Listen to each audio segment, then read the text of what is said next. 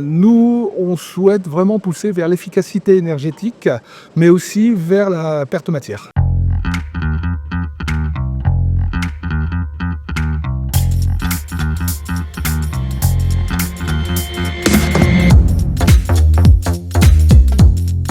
Bonjour Christophe. Bonjour. Merci de nous accueillir sur le stand d'IFM pour les journées portes ouvertes de Huron. Est-ce que tu peux nous parler un petit peu de la raison de votre présence ici? Alors IFM est partenaire de Huron pour les capteurs, nous sommes fournisseurs pour tout ce qui est capteurs, solutions d'automatisme et solutions de monitoring. Et pour vous, donc, la formation, en tout cas de la découverte des métiers industriels, c'est quelque chose qui est important chez IFM? Oui, alors chez IFM, l'ADN, c'est aussi la formation, c'est bien sûr d'aller voir nos clients, mais c'est aussi de pouvoir retransmettre les informations et la formation aux nouveaux apprenants. Et donc je fais partie de cette équipe. Vous avez des actions qui sont spécifiques en dehors de cette journée et que vous reproduisez chaque année? Chaque commercial peut, dans son secteur, aller voir des universités, des écoles et faire des prestations de présentation. Mais on participe aussi à des mini-salons tels que celui-ci, dans les universités, dans les écoles. Je fais aussi des présentations de matériel dans des classes et je participe aussi à du choix de matériel, notamment par exemple avec des BTS CRSA qui ont besoin de concevoir des machines. D'accord, et pendant justement cette journée, donc on a eu des étudiants qui sont passés. Qu'est-ce que vous leur avez présenté exactement? L'idée, ça a été de présenter l'offre IO-Link de IFM et l'offre capteur de vibration. Mais le but, c'est de contextualiser tout ce thème. Nous, on souhaite vraiment pousser vers l'efficacité énergétique,